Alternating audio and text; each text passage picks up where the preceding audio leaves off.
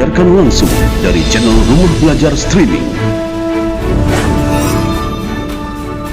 Inilah program belajar online bersama Guru Tanggap Corona Indonesia. Selamat menyaksikan. Bismillahirrahmanirrahim.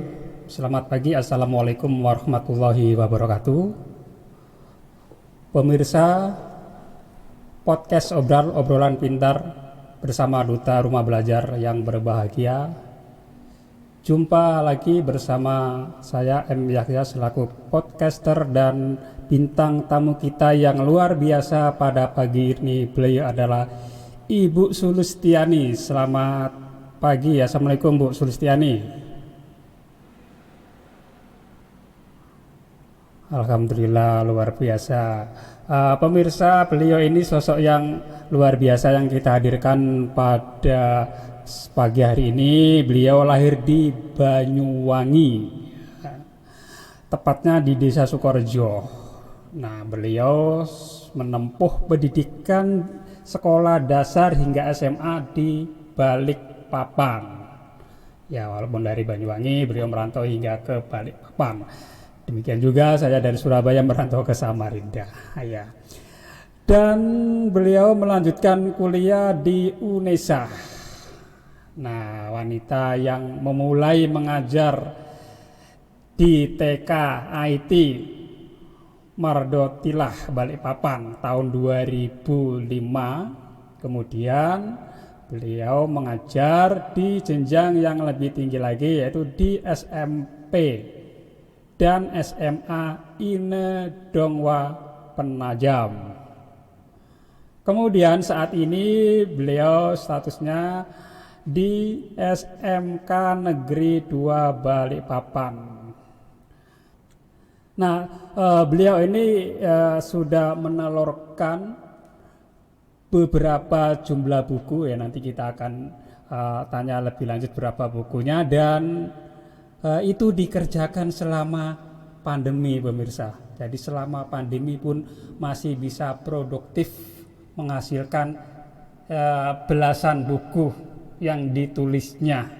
Nah, kita akan gali informasi beliau pagi ini. Makanya pagi ini saya topik menggali inspirasi dari sang pejuang literasi. Nah, kepada Bu Sulistiani bisa ceritakan dulu nih kronologisnya proses membuat buku dari buku yang pertama dulu. Monggo Ibu. Oke, sebelum mulai literasi ini sebenarnya berbarengan ya Pak ya. Pada saat saya belajar pembatik ya dengan Bapak pada saat itu mentornya, saya juga ini lagi mengikuti pelatihan menulis ya. Pelatihan menulis yang pertama kali. Jadi saya berjalan beriringan sambil mencoba menulis nih. Karena memang saya tuh suka banget bikin-bikin status. Saya pinginnya semua orang mencintai literasi gitu. Bagaimana caranya? Sedangkan terkadang orang tuh membaca tulisan itu berat, membaca buku tuh berat. Nah, salah satu yang saya cobakan adalah membuat status. Jadi saya buat status itu kadang orang tuh suka kepo dengan status kita gitu ya. Apalagi kalau statusnya agak aneh sedikit. Apa sih? Padahal sebenarnya status itu bukan gambaran kita sendiri ya Pak ya. Kadang kita menggambarkan orang lain atau cerita orang lain. Apalagi saya itu tempatnya curhat ya. Jadi banyak sekali orang curhat terhadap masalahnya. Kemudian saya buat apa sih? Pokoknya setiap kita nulis harus ada hikmah di dalamnya. Nah dari situlah kemudian banyak sekali yang teman-teman mereka terinspirasi ya. Ada yang sampai bilang, Ibu setelah melihat statusnya Ibu story-nya, saya jadi pengen nulis lagi. Saya pengen mulai nulis, gimana caranya? Jadi dari situlah perlahan-lahan. Nah pada saat berbarengan saya juga belajar pembatik teknologi yang saya bilang saya tuh awam banget tentang teknologi. Yang saya pikir kalau ngelihat layar aja mata saya pedis, apalagi saya belajar, saya paling anti di depan layar. Saya paling anti itu di depan komputer, karena mata saya itu mudah pedis Pak ya, mudah sakit gitu ya. Memang mungkin SMA dulu saya tuh harusnya pakai kacamata, tapi saya lepas ya, karena kayaknya mengganggu banget ya. Kemudian saya coba deh ikut pembatik dan alhamdulillah banyak sekali ilmu yang saya dapatkan, termasuk saya bisa buat channel YouTube, kemudian saya upload dan alhamdulillah ada salah satu uploadan saya itu sampai 1.200-an yang melihat ya Pak ya. Oh, alhamdulillah, luar biasa. Kemudian dari situ iya saya coba mulai membuat media pembelajaran. Nah itu pada saat itu juga tugas dari pembatik tuh Bapak yang kasih ya. Jadi Iya, Masya Allah ya saya ini bersyukur banget ketemu dengan Bapak ya sebagai guru saya, guru awal saya mengenal teknologi. Oke, saya jadi lama-lama alhamdulillah. kecanduan itu Pak, belajar online tuh ya. Pertama tuh saya paling anti belajar online. Lama-lama Mm, sepertinya kayaknya apa deh saya ikutin gitu ya. Ya diawali dari pembatik. betul. Dari situ saya buat media pembelajaran interaktif ya, tidak buat video pembelajaran, kemudian saya upload ya di status gitu kan. Mm, Kayaknya kalau buat sesuatu kayaknya karya itu memang harus dipamerkan ya. Pada saat itu betul, kan di pembatik juga ada materinya seperti itu. Jadi karya betul. harus dipamerkan supaya dia memberikan manfaat. Yang pasti juga membuat kita tersemangati untuk membuat karya yang lebih baik lagi. Oke, ada yang melihat satu dua, kemudian ada beberapa sampai menanyakan gimana caranya sih Bu Sulit bikin ini bagi yang awal pemula ya, mungkin lebih pemula Mm, dari saya, tapi kalau yang IT banyak sekali yang jadi tempat saya belajar gitu kan. Nah dari situlah saya mulai ada keinginan kok banyak teman yang bertanya ya kalau misalnya saya bikin webinar gimana gitu kan. Jadi itu mulai mm, ada muncul ide di kepala saya. Akhirnya saya melihat ada satu webinar yang serupa temanya media pembelajaran interaktif, tetapi karena mm, terbatas kuotanya saya tidak bisa ikut Bapak. Jadi di situ akhirnya mm. aduh deh ini kesempatan buat teman-teman yang mereka tidak Iya, bisa ikut di webinar ini, saya buat deh yang serupa. Dan saya juga kenal Bapak ya pada saat itu. Sesibuk apapun, sesibuk apapun saya lihat Bapak ini selalu menyediakan waktunya gitu, Masya Allah luar biasa. Jadi saya coba hubungin Bapak, kemudian Bapak bilang mau jadi narasumber. Dan kemudian saya mengajak teman saya di sekolah yang pada saat itu saya tahu kemampuan beliau, ya Pak Aris, ya yang mendapatkan anugerah guru Indonesia, AGI. Kemudian beliau mm, juga berkompeten dalam bidang video ya, video media interaktif.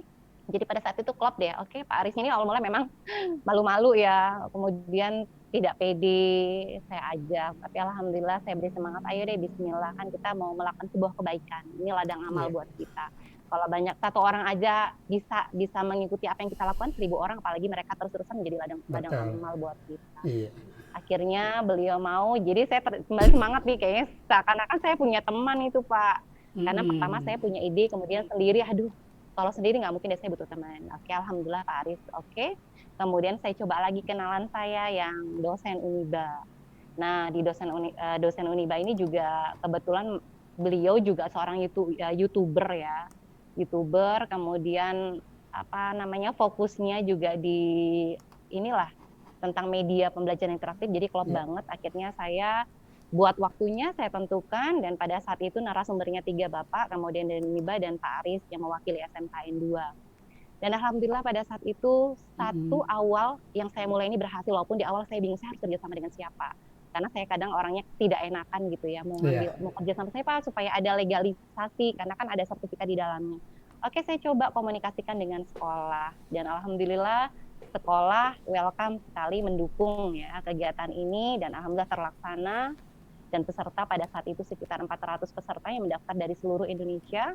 Kemudian kita sempat ya Pak, jadi webinarnya ini tidak cuma webinar selesai, tetapi Mm, ada kelebihannya mm. webinar dan pendampingan. Saya ingat Pendampingan, sekali ya, saya ingat betul. sekali itu setelah selesai webinar 1 minggu ke depan semua peserta diajak untuk dan didampingi ya untuk membuat minimal satu media pembelajaran interaktif. Kemudian Bapak juga menyediakan waktunya pada saat itu ya dengan Pak Aris, gimana mendampingi mereka dengan Pak Rian juga, sampai mereka bisa membuat channel, kemudian mereka membuat media pembelajaran interaktif. Dan dari situlah kemudian saya mulai ini, karena melihat satu awal yang berhasil, saya mulai tergerak lagi untuk ayo deh buat lagi. Karena ini juga pesanan dari teman ya Pak, itu tadi Iya, awal mulanya teman. iya. Kemudian dari menulis ini juga gitu teman. Kadang Mm, mereka, saya ingat itu ada namanya Pak Tatak yang beliau itu pengawas ya, pengawas di Kutim itu sering banget Bu Sulis kapan ngadakan pelatihan lagi. Jadi saya itu padahal coba-coba, tetapi ternyata banyak teman-teman yang menaruh harapan kepada saya, dibuat ini yuk Bu, dibuat ini kapan lagi Bu Sulis buat pelatihan ini. Jadi itu membuat satu motivasi buat saya, aduh kayaknya harapan ini harus direalisasikan dengan semampu yang saya bisa. Udah deh coba. Nah begitu juga dengan menulis, itu yang webinar pertama sebagai awal ya Pak. Kemudian iya. yang kedua lagi. Ah, ah. Yang kedua Wakil Rektor Pak Kasmudi. Pada saat itu beliau menyampaikan kepada saya, ayo Bu Sulis, ini yang di Balangan sudah ada pelatihan BIMTEK untuk Kalimantan Selatan. Bu Sulis coba deh gerakan yang di Kalimantan Timur. Ini awal mula kayaknya berat banget. Aduh, saya tuh paling nggak suka itu Pak. Paling nggak suka namanya sesuatu itu yang ilmiah segala macam. Saya tuh orangnya sukanya yang bebas gitu, yang santai gitu kan. Aduh, saya aja yang nggak suka, gimana mau buat pelatihan tuh mikirnya lama banget sampai akhirnya saya iyakan aja deh, bismillah aja niatnya, karena kita mau berbuat baik. Berhasil tidaknya saya serahkan sama Allah. Jadi saya itu selalu ingat, faiza azamta fatawakal Allah. Jadi kalau kita udah punya niat yang kuat, maka kita jalan aja gitu kan, sambil bertawakal, kita serahkan kepada Allah. Berhasil tidak nanti urusannya. Jadi saya coba berjalan. Kemudian gimana legalisasinya gitu kan. Kalau sekolah sepertinya tidak mungkin, jadi saya harus cari yang di luar, maksudnya yang lebih fleksibel gitu kan. Akhirnya alhamdulillah saya menemukan teman saya ini yang kebetulan beliau ketua MGMP keuangan untuk Balikpapan ya Pak ya, Hertri, teman seangkatan saya juga PNS, teman kita diskusi dan sama-sama di jurusan keuangan. Sebenarnya awal mulanya saya mau bekerja sama itu dengan guru bahasa Indonesia MGMP bahasa Indonesia, tapi karena saya nanyanya ke yang dekat dulu gitu kan. Ternyata karena saya berada di MGMP itu, ya udah saya coba, alhamdulillah bapaknya iya deh gitu. Saya bilang udah pokoknya aman aja. Nanti saya yang ini segala macam, yang penting nanti dari MGMP mendukung. Dan kemudian saya coba itu datangi Pak Mutanto karena untuk legalisasinya supaya dapat legalitas dari cabang dinas. Saya coba-coba deh ke kantor beliau gitu kan, memperkenalkan diri, kemudian menyampaikan aspirasi kita ini untuk mengadakan kegiatan BIMTEK PTK Guru Staltim. Kemudian selalu saja itu ada selisih ya. Kalau saya di kantornya bapaknya nggak ada. Tapi kalau bapaknya ada, saya nggak bisa. Itu yang bapaknya selalu ingat juga. Jadi ketemunya itu alhamdulillah pada saat kemarin Pak launching buku saya ya. Saya undang beliau ke sini dan beliau ceritakan juga pertemuan kita pertama kali yaitu di SMK 2 pada saat launching buku saya, sekaligus pemberian sumbangan buku-buku ke perpustakaan. Jadi kita itu selalu bertemu, sama seperti saya dengan Pak Yahya ya. Jadi kita ketemunya itu selalu lewat maya, belum pernah ketemu muka gitu kan. Jadi ya, tapi alhamdulillah apapun yang kita lakukan selama itu kebaikan, nggak apa-apa deh kita berteman di maya aja gitu kan. Dan alhamdulillah Pak Muntanto mendukung, kemudian beliau juga memberikan speak up pada awal itu, memberikan keynote speaker-nya ya, kemudian mendukung juga untuk sertifikatnya juga. Jadi alhamdulillah beliau mendukung sepenuhnya untuk pendidikan, kata beliau. Jadi ini yang membuat saya juga, kayaknya ada angin seger gitu buat saya melakukan aktivitas gitu Pak. Betul, jadi semakin kita ada niat kebaikan, pasti ada jalan yang terbuka, yang kadang jalan tersebut kita tidak duga ya. Kita rencanakan ada jalan dari sini, ternyata ada terbuka jalan dari sini. Nah, Ibu memulai menulis, menghasilkan buku itu pertama kali kapan ini? Nah, itu Juli ya Pak ya. Juli ini sudah terbit. Memulai menulis atau sudah? Baru memulai ikut pelatihannya. Oh, ikut mulai. Jadi ini yang pertama buku ya, judulnya adalah Waspada Gelombang Kedua Corona. Betul. Jadi ini pada bulan Juli itu ada pelatihan menulis ya. Kemudian saya coba deh, karena memang saya suka dulu waktu masih gadis nulis diare Pak ya. Jadi saya tuh kalau sedih gitu, ini banyak yang bertanya, Bu Sulis kok ini sih gitu, maksudnya kok nulisnya ini. Ya memang saya dari awal suka sekali Pak nulis diare. Jadi saya dulu tuh itu yang buku yang pertama terbit ya, Waspada. Iya, ini yang pertama, Waspada Gelombang Kedua Corona. Ya ini bersama dengan guru saya yang pertama kali. Guru saya pertama kali menulis adalah Bapak Teguh ya, Bapak Teguh yang terkenal dengan Pak Tom. Beliau itu seorang wartawan senior, kemudian seorang editor dan penulis mungkin hampir 100 bukunya beliau. Dan beliau juga ini sih Pak, biasa memberikan trainer untuk menebar energi positif, pokoknya trainer motivasi lah kita ini. Jadi saya tergerak dari beliau, dan beliau itu santun sekali walaupun sudah ilmunya banyak, tapi masya Allah tawadunya luar biasa. Salam buat Pak Tom ya, barangkali jika menyaksikan hari ini, terima kasih untuk ilmunya untuk kita semua. Jadi ini buku yang pertama Pak. Ya di sini sebagian saya ceritakan tentang itu pada awal pada awal kita nanti kita bahas kali ya Pak Ya, ya iya. bukunya. Ya, sekilas Ini barangkali, awal ya, aja. ini buku ini kategori apa ini berisi semacam catatan pribadi, Ini memoir sebenarnya fiktif atau kisah nyata atau gimana? Bisa diceritakan sedikit? ini campur ya Pak ya. Jadi ini sebenarnya Pak Tom itu membuat pelatihan menulis ini supaya orang mau dulu menulis. Jadi apa saja yang kita tulis itu bebas. Mau buat cerpen atau mau membuat kisah nyata yang dituliskan atau cerita pribadi, silakan saja. Jadi memang ini cerita yang bercampur. Ada mungkin tapi kita menulis itu berdasarkan fakta. Misalnya saya cerita Betul. tentang pada saat kita berlakukan WFH gitu kan, itu gimana sih surat-suratnya dari ini, jadi harus mengacu kepada kebijakan-kebijakan yang ada. Jadi kita menulis tidak asal menulis walaupun itu visi, tetapi harus ada statement yang jelas gitu kan dari pemerintah. Betul, betul. Pak. Itu di buku yang pertama ya. Hingga saat ini ada berapa buku yang sudah Ibu terbitkan?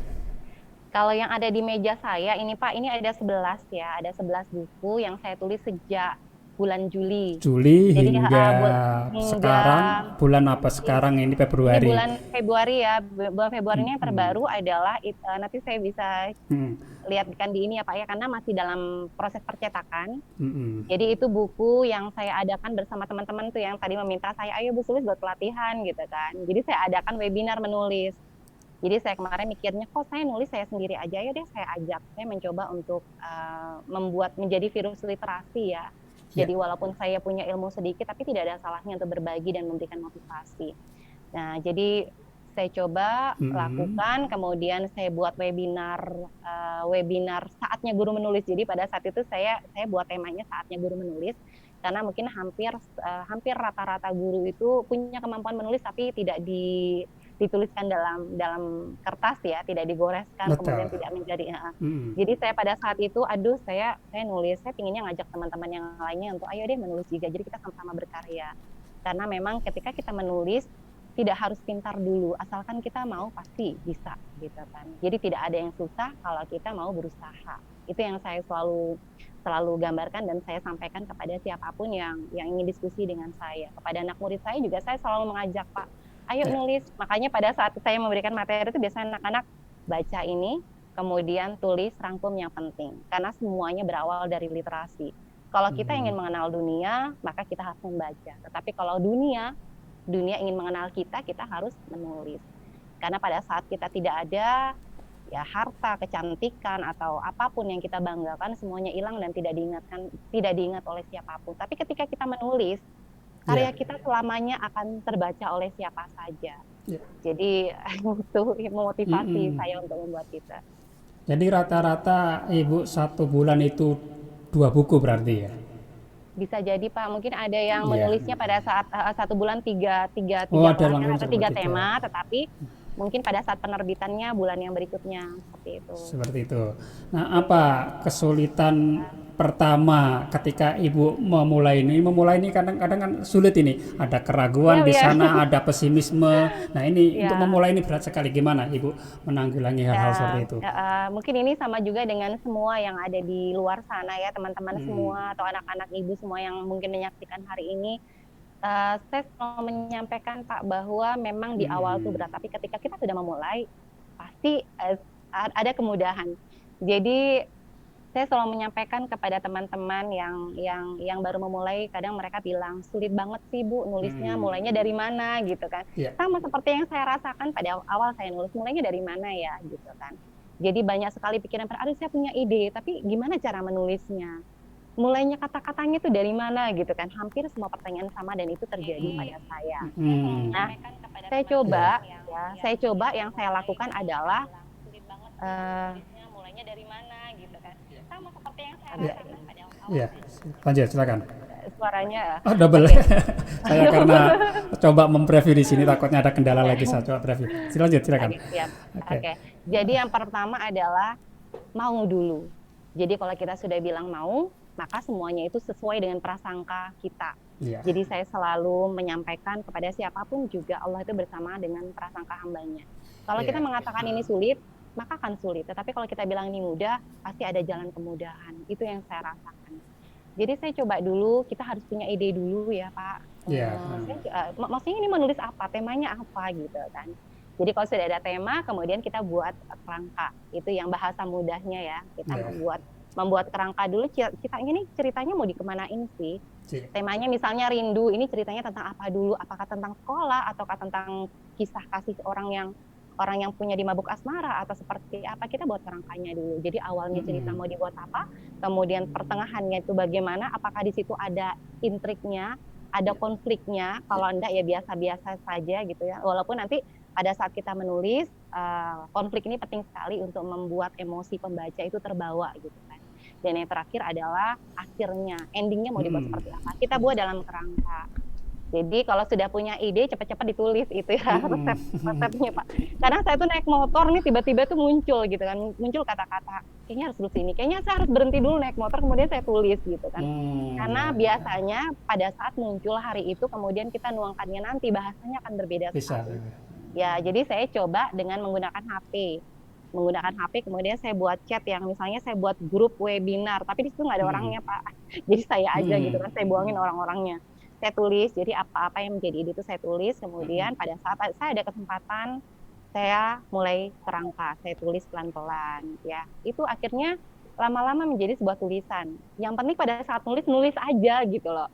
Ini yang sering menjadi beban orang-orang, saya tuh nggak ngerti KBBI, saya tuh nggak ngerti ejain tuh Puebi, gimana cara menulisnya itu yang baku tuh bagaimana. Kalau saya yang berangkat dari nol dan sekarang juga saya masih tahap belajar, saya belum banyak paham gitu loh tentang tata bahasa. Saya harus membuka Google dulu. Tetapi pada saat kita mau menulis, kita nulis aja gitu loh. Jadi apa yang ada di pikiran tulis aja, walaupun dengan bahasa-bahasa FB, bahasa-bahasa prokem seperti itu, tulis aja. Nah, kedua setelah kita sudah menulis, kita udah rangkai jadi cerita, kita baca kembali cerita itu. Kira-kira apa sih yang nggak pas gitu kan. Sambil kita sering membaca, karena kita ketika membaca karya orang lain itu biasanya terinspirasi untuk menulis dengan bahasa yang sama gitu kan. Jadi biasanya kita menulis itu gaya bahasanya bisa mengikuti salah satu penulis yang kita sukai. Ya, jadi kebetulan saya suka dengan Asma Nadia, Bapak. Asma Nadia, kemudian Helvi Tiana Rosa. Pada saat SMA itu saya suka banget cerita-cerita. Jadi saya dulu punya buku-buku beliau ya, Apa Kabar Cinta, kemudian Suami Romantis gitu kan. Saya koleksi itu novel-novel. Jadi kita terbawa dengan hawa-hawa keromantisan yang mereka sajikan gitu. Makanya saya lebih suka menulis-nulis itu yang tema-tema seperti itu gitu. Jadi buat teman-teman semuanya jangan pernah takut, karena saya juga memulainya dari awal. Saya juga sampai saat ini juga masih belum banyak ilmu yang saya dapat, tetapi perlahan kita belajar. Sambil kita mengkoreksi ya. Mungkin itu Bapak Mintara. Ya, ini pemirsa jangan lupa juga bisa langsung menuliskan di live chat jika ada tanggapan atau pertanyaan, juga bisa nelpon di nomor yang sudah ada di running text di sana. Ini juga ada tanggapan dari Pak Mustaka Robin, ya luar biasa katanya Ibu. Beliau rekan kerja saya di SMK 1, tapi sekarang beliau sudah menjadi kepala di SMK 16. Masya Allah, salam kenal Bapak, terima kasih. Ya, kita tunggu tanggapan dari pemirsa yang lain untuk langsung bertanya kepada narasumber kita yang luar biasa ya, yang sangat produktif sekali dalam menulis buku. Dalam 1 bulan bisa menerbitkan 2 hingga 3 judul seperti itu Bu ya. Itu dulu berbarengan ya, antologi ya, karena kan mulai. Ibu berarti antologi. Yang antologi berapa banyak, yang pribadi berapa judul Bu? Ini baru ini sih Pak, yang antologi itu awal mulanya ada 9 ya. Ada 9. Kemudian ada 9.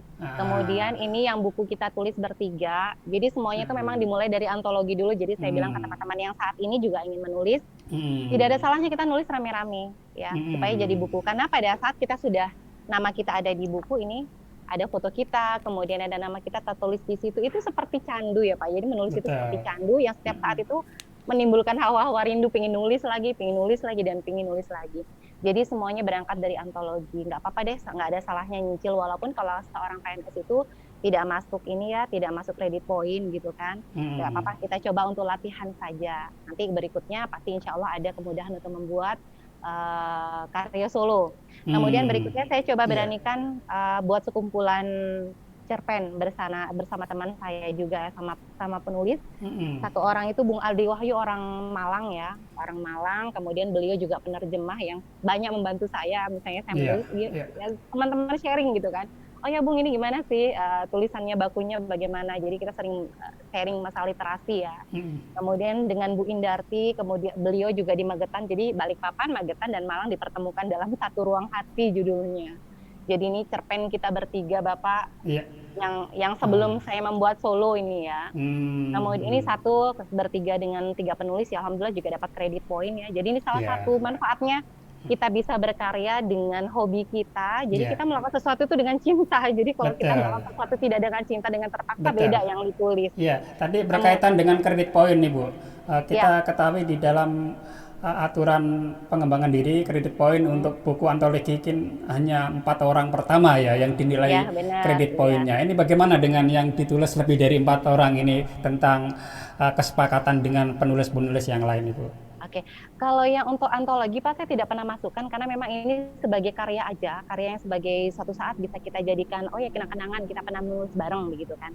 Tetapi yang masuk kredit poin memang yang saya baca di buku 4 juga, yang sempat juga saya diskusikan dengan penghitung angka kredit ya, di sini Pak Amri dengan Budayang. Pada saat itu beliau juga ini agak-agak, ini sesuatu yang baru karena selama ini belum pernah ada yang menulis fiksi gitu kan.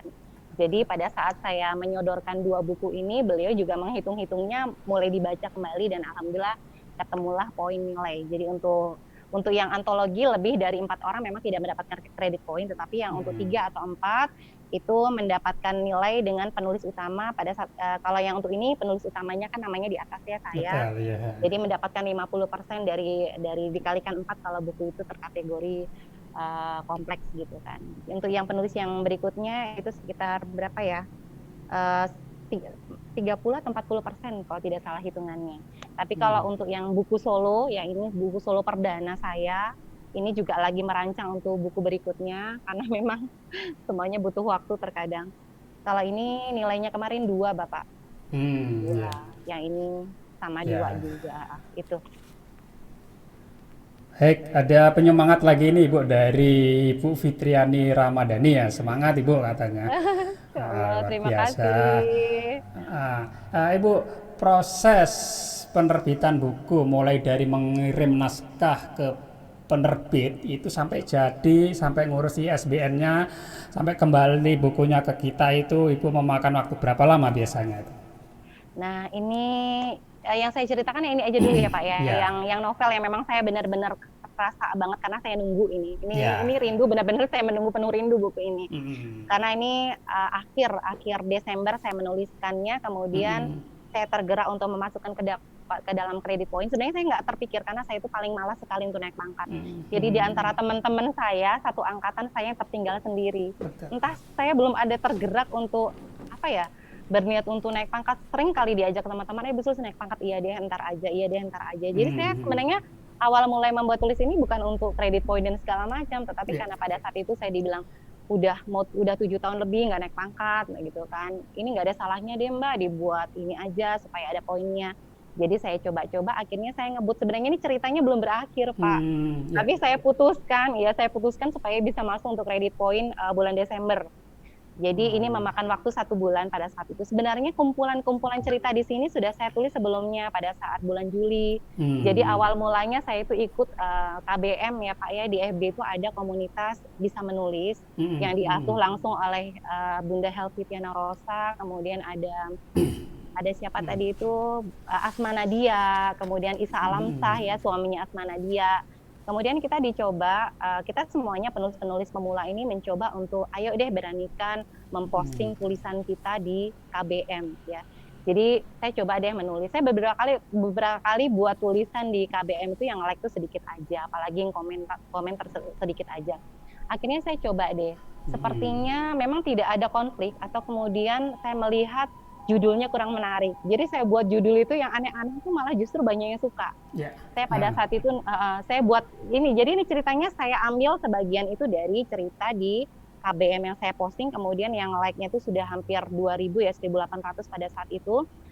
Mungkin lebih ya, itu pada saat itu yang sebelum KBM-nya itu hilang, Pak. Sekarang sudah tidak ada, ganti dengan KBM baru. Itu yang Ibu pegang judulnya apa tadi? Rindu. Sebenarnya judul awalnya bukan ini, Pak. Jadi di KBM itu saya buat apa pada saat itu ya? Hamil dari aku hamil dari suami bosku, seperti itu kan. Jadi karena judulnya seperti itu, kayaknya banyak yang menarik gitu kan. Nah, saya hadirkan ini ceritanya, saya tokohnya itu saya pada saat itu. Jadi di sini saya tuliskan Rindu ini seorang wanita yang pada saat di KBM itu saya tulis sebagai saya. Ceritanya saya yang cerita gitu kan. Bahwa saya itu seorang wanita yang pada saat itu umur 16 tahun.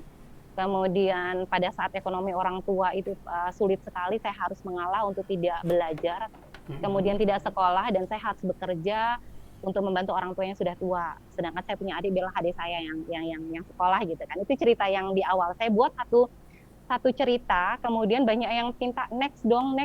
Pokoknya mereka itu terbawa banget, dan mereka menganggap bahwa saya itu sebagai tokoh yang ada di sini gitu kan. Sampai mereka bilang, aduh, saya di sini si Rindu ini saya tuliskan tokohnya itu sebagai bukan pelakor, saya bilang, tapi banyak orang menganggapnya bahwa dia pelakor karena pada saat dia bekerja kemudian di sebuah warnet begitu kan, Pak, karena namanya belum lulus SMA kan, dia bekerja apa aja. Dia ketemu dengan bosnya yang selalu memberikan perhatian, kemudian bosnya juga masih muda dan tampan, dan mereka sama-sama saling jatuh cinta gitu ya. Padahal bosnya ini udah punya suami, punya istri, kemudian punya anak gitu kan. Ya. Jadi Nah, dari nanti bisa dikupas ya. lebih lanjut buku Ibu satu persatu ya. Nah itu terkait dengan judul Ibu. Ya. Terkait dengan judul ini, kalau judul satu kata ini kemungkinan kesamaan dengan judul-judul dari buku penulis yang lain itu kemungkinan kan ada. Nah itu bagaimana di dalam aturan penerbitan kesamaan judul itu apakah mempengaruhi dari proses ke ISBN-nya atau bagaimana? Jadi gini Pak, untuk proses ISBN ini sebenarnya saya paling orang yang tidak mau repot gitu kan. Betul. Jadi memang banyak penerbit yang mereka punya kelebihan kemudian punya kekurangan gitu kan. Jadi saya mau mulai ini hampir buku yang ada di sini adalah penerbit yang tidak sama ya. Beda-beda. Di sini kebetulan ya yang terakhir ini saya cerita dulu aja yang ini yang kebetulan saya mempercayakan kepada penerbit Pusaka karena saya melihat promonya gitu kan, layoutnya bagus deh, keren gitu kan, dan mereka punya tim untuk editor Pak, editor kemudian layout. Jadi saya cukup tidak mau direpotkan dengan harus membuat ini dan mengurus ISBN ya. Saya percayakan saja kepada penerbit, kita nggak usah mikir-mikir mau buat ISBN gimana caranya. Ya walaupun nanti perlahan kita juga mulai belajar ke situ ya, tetapi ada satu yang langkah mudah, kenapa saya persusah? Itu tugas saya tuh nulis aja yang penting gitu kan.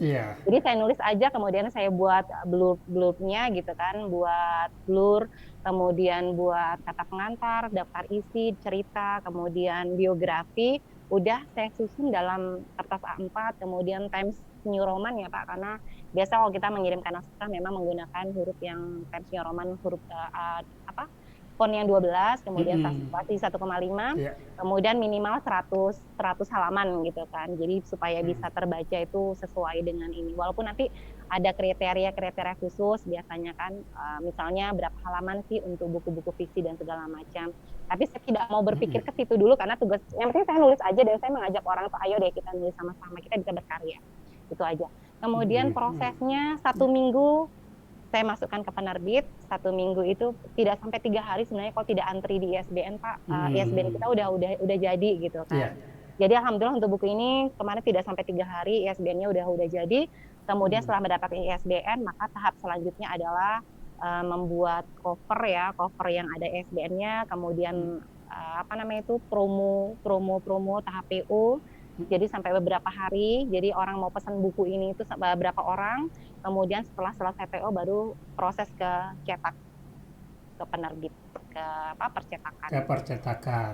Jadi sekitar 1 bulan deh prosesnya, ini karena lama. 1 bulan. Oh iya.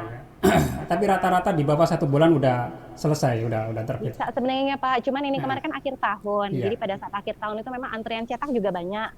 Kemudian jadi akhir tahun itu kan liburnya berapa hari gitu ya Pak ya, jadi mengganggu. Sebenarnya kalau tidak tidak serame itu, mungkin tidak sampai sebulan ya, 3 minggu aja udah selesai dari proses layout, kemudian proses editing dulu, kemudian layout, kemudian cover, ISBN, sampai akhirnya ke percetakan sebenarnya tidak sampai 1 bulan kalau tidak antriannya panjang. Ya, ini ada respon kembali dari Pak Mustaka Robin. Wah, Ibu ini pewaris dan penerus dari Ibu Dayang Suryani yang sama-sama dari Balikpapan yang Masya Allah jauhnya. beliau juga Antara langit dan bumi. sering saya undang di workshop penulisan buku. Insya Allah nanti kapan-kapan Ibu juga bisa menjadi narasumber secara offline ya. Di masa pandemi ini kita agak riskan untuk yang offline ya, jadi selalu dari mudah-mudahan nanti bisa yang offline. Dan juga ada dari Pak Didi Purnomo juga memberi semangat, alhamdulillah, katanya beliau. Dan pemirsa jangan lupa terus memberikan masukan, kritikan, saran atau pertanyaan melalui live chat maupun telepon langsung di nomor 0812 553 2000. Nah, kita lanjut lagi Bu narasumber kita, Bu Sulis. Jadi seling-selingi dulu Pak. Kenapa? Jadi seling-selingi dulu gitu kan. Sudah saya siapkan dengan komputer di rumah, tapi karena tadi saya harus pindah ke komputer di sekolah, jadi belum saya siapkan itu untuk bridging antara itu. Oh gitu. Insya Allah nanti di sesi berikutnya kita akan kupas satu persatu buku Ibu dan nanti kita akan seling-selingi dengan informasi-informasi yang lain. Kita nanti rencanakan seperti itu. Dan Ibu untuk buku-buku ini kan mungkin ada teman-teman yang ingin bertanya, Bu, berapa sih gitu kalau kita mau menerbitkan buku secara mandiri seperti ini gitu ya, biayanya kisaran minimal berapa cetak, apakah 10 minimal apa 50, dan itu kisaran biayanya berapa? Monggo Bu. Oke. Ini Pak ya, sebenarnya tadi saya pikir ya Pak ya, kita seperti acara-acara sebelumnya ada juga selingan musik atau apa gitu ya, biar tidak bosan nanti kita melihat siapkan di sesi berikutnya. Tadi kayak dadakan di komputer yang lain. Oke. Jadi saya bercerita dulu ini kan, masing-masing buku ini kan dengan penerbit yang berbeda, dan masing-masing penerbit itu memiliki kelebihan dan kekurangan masing-masing. Jadi sama dengan kalau kita itu menentukan pilihan jodoh ya, jodoh itu nggak kemana gitu kan, walaupun kita tuh memasukkan ini kemana, tapi ternyata jodohnya ke pusaka seperti itu. Jadi saya kebetulan yang ya ada penerbit yang lain yang nilainya misalnya satu buku kita menerbitkan itu sekitar 750.000 ya, karena kita menerbitkan buku secara mandiri gitu kan. 750 itu sudah proses layout, kemudian proses editing, kemudian ISBN, dan mendapatkan penulis itu dua buku ya. Ini yang Ruang Hati Pak. Kemudian ada juga penerbit yang banyak ya, maksudnya penerbit ini bertebaran di mana-mana, tetapi mungkin saya jatuh cintanya pada yang terakhir ini karena buku-buku terakhir saya jatuh cintanya di Pusaka. Ya saya bisa bicara di Pusaka, bukan promosikan Pusaka nih citanya, tapi memang yang saya tahu di Pusaka itu ada paket yang murah ya, ada 300, ada yang 500. Kemudian ketika kita mencetak buku itu tidak di minimal berapa gitu. Jadi kan cetak buku satu aja juga nggak apa-apa. Tapi pada saat saya promo buku Rindu ini, alhamdulillah banyak sekali peminat Pak. Jadi ada teman saya yang di Brazil. Padahal dia itu non Muslim ya Pak. Jadi non Muslim kemudian dia lihat covernya itu pakai kerudung, tapi dia tertarik, cuma bukunya belum saya kirim. Kemudian ada yang di Taiwan, itu juga belum saya kirim karena masih cari-cari dulu untuk proses yang pengiriman yang murah segala macam. Kemudian teman-teman yang di Pacitan, teman-teman di Malang, di Kutim, pokoknya banyak, tidak cuma di Balikpapan aja, Samarinda juga ada yang mereka melihat promonya. Jadi saya tuh buat itu seperti ajaran Pak Yahya. Saya buat di YouTube deh lagu-lagunya yang baper-baper, kemudian saya promosikan tulisan-tulisan saya, dan ternyata banyak sekali yang mereka itu terkadang pingin banget sih Bu nulis, pingin banget baca buku Rindu, jadi mereka pesan. Jadi pada saat itu saya lihat pemesannya banyak, sekitar 50-an, kemudian lebih lagi dan bertambah lagi gitu kan Pak. Jadi saya untuk nyetak pertama buku ini adalah sebanyak 100 eksemplar, tapi itu udah termasuk yang saya sumbangkan ke perpus, kemudian ke hadiah kepada teman-teman. Ini harga, jadi itu ya Pak ya. Jadi 500 itu kalau di Pusaka sudah sampai cetak dan mendapatkan satu buku. Ada mungkin yang pakai 300 tapi harus edit sendiri. Jadi langsung beda. Nah, Ibu tadi tertarik sekali ada pemesan sampai ke Brasil. Ini memang warga negara Brasil atau orang Indonesia yang merantau ke Brasil atau bagaimana? Kalau memang asli orang Brasil, bagaimana dengan kebahasaannya? Apakah nanti ada versi bahasa Inggris atau gimana? Karena bukunya kan bahasa Indonesia gitu. Nah, ini kebetulan ini Pak, karena memang kita ya bergeraknya mempromosikannya di dunia maya. Kebetulan berteman di FB dan teman saya ini teman SMA ya. Saya sekolah di SMA 1, alumni SMA 1 Balikpapan, kemudian teman-teman saya itu kan kemana-mana gitu ya, dan termasuk dia menemukan jodoh orang Brazil gitu kan. Jadi dia sekarang tinggal di Brazil karena ikut suaminya. Tetapi yang memberikan komentar-komentarnya juga suaminya Pak. Jadi pada saat itu saya tuh promo di tanya di FB, teman-teman kasih dong kasih masukan dong covernya itu pilih yang mana gitu kan. Tapi ternyata yang memberikan komentar tuh suaminya orang Brazil gitu kan. Jadi suaminya pun juga tertarik gitu loh. Jadi ya bahasanya juga mereka bahasa Inggris dan bahasa Brazil pastinya. Tapi kalau Indonesia mungkin istrinya yang menerjemahkan dulu kali nanti bahasanya. Kalau yang di Taiwan tadi, bagaimana? Apakah yang ada di Taiwan versi bahasa yang lain gitu, Mandarin atau apa? Ini sama Pak dengan yang tadi. Jadi saya itu bergaul di FB itu banyak sekali teman-teman ya. Ini salah satunya di Taiwan itu adalah dia tenaga kerja wanita yang bekerja di sana. Tapi dia mencintai literasi dan dia suka dengan buku-buku ini. Apalagi misalnya tulisan-tulisan yang mengena di hati ini. Biasanya orang-orang di Taiwan ini kan banyak yang hatinya itu merindu gitu kan. Jadi mereka rindu dengan keluarga, rindu dengan ini. Jadi tema rindu ini sepertinya umum, hampir semua tuh merindu. Apalagi lagu-lagu yang barusan yang viral yang saya sudah menyiapkan sebenarnya untuk promo buku saya, tapi tidak bisa di ini ya, hari ini tidak bisa di ini. Itu buat yang nonton itu pada saat melihat itu laki-laki teman-teman saya, kebetulan guru di SMKN 12 Samarinda itu sampai aduh sedih banget lihat gitu kan iklannya, sampai dia pingin sekali membaca bukunya. Jadi salah satu trik itu adalah promosi juga gitu Pak. Gitu. Ya, ini ada ucapan terima kasih dari Pak Didi Purnomo ini, mungkin sudah dapat buku ibu juga ini nampaknya beliau ini.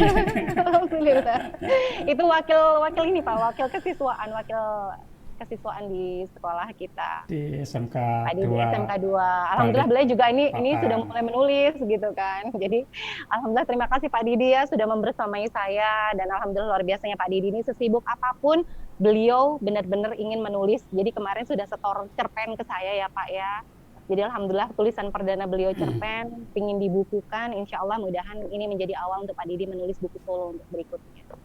Siap. Kemudian saya pernah lihat di sosial media Ibu sedang melaunching buku tersebut. Nah, bisa diceritakan Bu, yang di launching itu berapa judul, kemudian pada momen apa dan dihadiri siapa saja di sana Ibu? Gitu. Ya, jadi sebenarnya saya di awal ketika menulis itu saya punya janji gitu ya Pak. Pokoknya kalau misalnya bukunya udah 10, baik itu antologi maupun buku solo, pokoknya jumlahnya 10 yang udah nyampe di rumah, saya pingin mulai bagikan ke perpustakaan gitu kan. Jadi sebagai bentuk saya, rasa syukur saya sudah diberi kemampuan, kemudian kesehatan sampai menuntaskan buku dan nyampe di rumah. Ya, saya pertama kali pasti saya lakukan tasyakuran di perpus ya di sini ya, pada saat itu saya perpustakaan. Jadi saya berterima kasih kepada teman-teman semua pihak yang sudah membantu saya awal, kemudian selalu memberikan support dan doa. Salah satunya adalah Bapak Mutanto itu tadi yang saya sudah sampaikan di awal. Dari awal memberikan support selalu untuk dunia pendidikan, termasuk kepala sekolah saya dan teman-teman semua. Guru bahasa Indonesia juga luar biasa, teman saya sharing di sekolah. Jadi kalau ada apa-apa saya sharing dengan teman-teman yang mereka ilmunya jauh lebih banyak dari saya, karena saya memulai dari awal dari nol yang saya tidak mengerti tata bahasa itu seperti apa. Saya kayaknya cuma nulis aja. Nah, pada saat itu buku terakhir Rindu udah datang, saya coba deh tasyakuran di SMKN 2, kemudian saya mengundang Bapak Mutanto, dan alhamdulillah Bapak Mutanto itu datang dengan ibu pengawas yang lainnya, kemudian sekaligus launching buku saya yang ke-11 ini di SMKN 2 di perpustakaan. Jadi itu Pak, 11 buku yang tadi saya sampaikan ini, karena memang masih belum lagi datang buku yang berikutnya. Yang Rindu itu tadi cerpen atau apa? Novel atau gimana? Yang mana Pak? Yang ini? Yang Rindu tadi, iya. Yang Rindu ini novel Pak. Novel ya. novel. Jadi menggambarkan kerinduan apa ini? Kerinduan tentang kekasih atau kerinduan tentang apa ini? Lebih Nah, singkat. ini yang tadi saya bilang Pak, Hmm, yang awal mulanya saya nulis itu di hmm, komunitas bisa menulis di FB. hmm, Jadi saya buat satu cerpen, kemudian banyak yang like, kemudian minta next, akhirnya saya tuh kejar tayang. Mereka iya, menuntut, iya. biasanya kan mereka kalau ada "Ah, next author, pokoknya mereka tuh udah terbawa dengan alur konflik yang ada saya suguhkan. Jadi satu cerita itu saya pikir udah cukup, ternyata mereka meminta next next. Oke, saya buat besoknya lagi cerita berikutnya part 2. Kemudian mereka masih juga suka, kemudian dibagikan postingan saya, kemudian minta next lagi sampai akhirnya saya tuh lelah karena seperti kejar tayang buat cerita di sinetron gitu Pak. Kalau misalnya menulisnya udah nulis Hmm, lama, saya bagi nggak apa-apa, ini udah selesai saya nulis, besoknya lagi mereka tuh menuntut untuk ayo dibuatkan cerita sambungannya. Padahal sebenarnya ceritanya udah selesai. Jadi akhirnya saya mikir hmm, gimana sih ceritanya supaya dilanjutkan gitu kan. Sampai akhirnya pada saat itu 4 atau 5 part untuk mengakhiri cerita. Itu ada separuh di cerita saya ini ada di KPM. Kemudian saya berpikir saya mau buat novel deh. Jadi yang tadi saya ceritakan di KBM itu saya lanjutkan, saya ya. tambahkan ceritanya dengan konflik baru segala macam. Kemudian saya buat ending, walaupun ini sebenarnya endingnya juga ini bisa putus, bisa Hmm, selesai. Jadi hmm, setahu saya ketika kita membuat novel itu jangan diputus ceritanya. Walaupun itu hmm. bisa saja selesai, ini ceritanya udah selesai, tetapi Iya, bisa juga berlanjut. iya. Jadi Nanti bikin seperti itu. rindu jilid 2 gitu ya, Ya jilid benar. 3 dan Ya, seterusnya. dan rindu ini Bapak sebenarnya orang bisa membahasakan dua ya, bisa Iya. memaknai dua rindu yang sebenarnya pikiran kita rindu, perasaan rindu, tetapi juga rindu ini adalah nama tokoh yang saya buat. Jadi rindu ini Hmm, seorang wanita yang tadi saya bilang putus sekolah, kemudian dia harus bekerja, kemudian dia jatuh cinta kepada bosnya, dan mereka sama-sama lupa diri tanpa sadar walaupun dibarengi dengan keimanan, tapi namanya setan ya. Makanya selalu saya ingatkan bahwa jangan pernah berdua-duaan, karena kalau berdua-duaan itu biasanya setan hmm, yang ketiga. Nah, kesalahan yang terjadi ini sebagai awal mula, kemudian rindu bertobat ya, kemudian dia pergi ya meninggalkan orang yang dicintainya, walaupun dia sudah punya anak dan dia membesarkan anaknya sendiri jauh dari kota yang suaminya tidak tahu. Jadi dia menahan diri, menahan rindu bertemu dengan orang yang dicintainya, sampai akhirnya rindu mempertemukan mereka berdua gitu ya. Jadi ceritanya, hmm. jadi di situ juga ada kisah Pak. Nanti di tengah perjuangan rindu itu pada saat itu tuh rindu di Malang. Dia sendiri, dia menjauh dari suami, dari keluarganya. Dia benar-benar mengasingkan diri supaya suaminya diberikan kesempatan untuk kembali kepada istri pertamanya dan anak-anaknya, dan dia mengalah. Dia mengalah untuk keutuhan rumah tangga suaminya. Sampai akhirnya di sana dia mulai berhijrah, mulai Hmm. memperdalam agama, kemudian dia sampai dipanggil ustazah dan bertemu dengan sosok ustadz yang pada saat itu juga ingin melamar dia, tetapi itu lagi ada perang batin. Ini biasanya pembaca itu pada saat membaca di situ tuh mereka juga terbawa sakit hatinya, rindu pada saat kayaknya udah dikasih harapan deh dengan ustadz tadi Iya. ya untuk dilamar, tapi ternyata harus pupus harapan itu. Aduh, sakitnya kerasa banget nih para wanita itu, reviewnya seperti itu Pak. Jadi Oke, dia luar biasa. Nanti kita gali buku-buku Ibu yang lain. Kita masih punya waktu 4 menit ke depan Ibu. Tadi Ibu ingin mempersembahkan sebuah video dokumentasi. ya Boleh kita lihat Bu? Isi boleh boleh. dari video tersebut Ya, menggambarkan ini tentang rindu ya, Pak apa? ya. Bisa dilihat ke pemirsa. Nah, itu dokumentasi dari momen apa? Silakan. Oke, bentar. Ya, di channel apa Ibu? Nama channelnya di YouTube-nya kalau misalnya pemirsa Pojok belajar Sulistiani, Bapak. Pojok Belajar Sulistiani diketik di YouTube Ya, channel search ya nanti akan ada ya ya, informasi-informasi terkait ya. dengan Ini di sini literasi. semuanya ada, termasuk yang apa media apa seminar, webinar media pembelajaran interaktif, kemudian webinar saatnya guru menulis. Salah satunya juga webinar-webinar yang ada di BIMTEK, PTK untuk guru Kaltim. Jadi di sini memang saya selalu tempat penyimpanan kenangan ya Pak ya, sekaligus Hmm, apa-apa yang mungkin dianggap penting bisa di-save oleh teman-teman. Jadi ini saya ceritakan ini tentang rindu ya Pak ya, saya promo rindu dulu. boleh, boleh diputar yang mana? Silakan.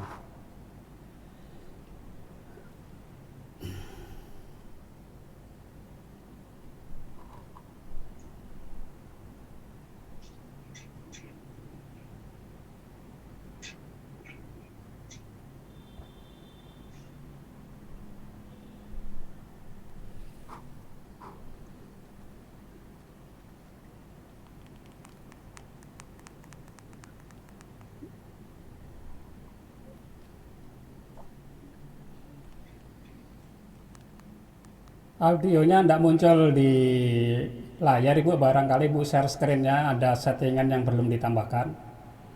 Coba ya. Ya, share audionya juga perlu diaktifkan. Berarti saya stop share dulu Pak.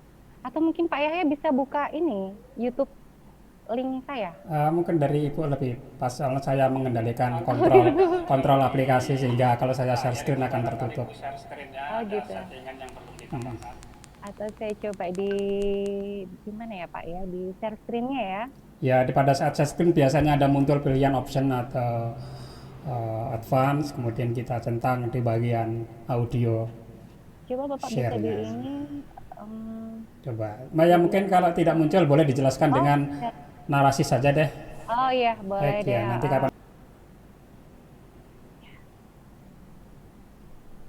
Itu sekilas Pak ya. Sekilas tentang kisah rindu. Jadi buku-bukunya itu tidak cuma novel aja yang saya tulis di buku novel tadi, tetapi setiap satu part itu saya buat puisi. Jadi itu yang beberapa pembaca yang mereka itu baper banget baca puisinya. Ya, jadi itu saya buat seperti itu. Masih ada bunyi. ya, jadi video tadi ditujukan untuk memperkenalkan secara singkat buku tersebut ya. Barangkali nanti untuk video-video di buku berikutnya bisa ditambahkan narasi, Bu. Jadi bisa ada gambaran bagi siswa tentang isi buku tersebut. Soalnya tadi tulisannya kecil-kecil, nggak mungkin bisa dilihat dengan jelas karena dalam halaman yang mungkin ditambahkan dengan narasi singkat dari isi sinopsis buku tersebut. Ya, baik Ibu, ini waktu kita tak terasa sudah 1 jam. Nanti kita akan kupas buku-buku yang lain di sesi berikutnya. Insya Allah seminggu sekali kita akan jadwalkan kembali podcast obrolan pintar bersama Duta Rumah Belajar ini. Sebelum kita akhiri, Ibu ada mungkin trik dan trik atau pesan singkat untuk pemirsa, silakan Ibu. Pesan saya sama seperti di awal tadi saya sampaikan bahwa jangan pernah takut untuk menulis ya, apalagi memang pada awalnya kita menulis itu seperti dipaksa, tetapi seiring waktu ketika kita menulis itu dengan cinta maka akan ada ruh di dalamnya. Jadi yang saya tulisnya itu selalu saya coba memetik hikmah di dalamnya. Jadi nulis ya nulis, tetapi tidak asal nulis, tetapi harus ada pesan yang disampaikan kepada pembaca. Oh ya, saya ada pantun sedikit nih Pak buat Pak Yahya. Jalan-jalan ke kota Bali, ingat pulang ke Kutai Kartanegara. Saya salut dengan Pak Yahya yang baik hati. Semoga sehat agar selalu memberikan manfaat untuk sesama. Amin, terima kasih. Nanti kapan-kapan saya siapkan pantun balasan. Harus terima dulu. kasih Pak. Ya, baik pemirsa, demikian tadi obrolan kita bersama narasumber kita, sang pejuang literasi Ibu Sulistiani dari SMK 2 Balikpapan. Terima kasih pada pemirsa yang sudah memberikan komentarnya. Di YouTube ada Pak Didi Purnomo, ada Pak Mustaka Robin, ada Bu Fitriani dan lain-lain yang sudah menyimak walaupun tidak memberikan tanggapan dan saran melalui live chat. Kita akan bertemu kembali di edisi minggu berikutnya untuk mengupas tuntas secara mendalam isi dari belasan buku yang sudah beliau tulis. Saya akhiri, selamat siang, assalamualaikum warahmatullahi wabarakatuh.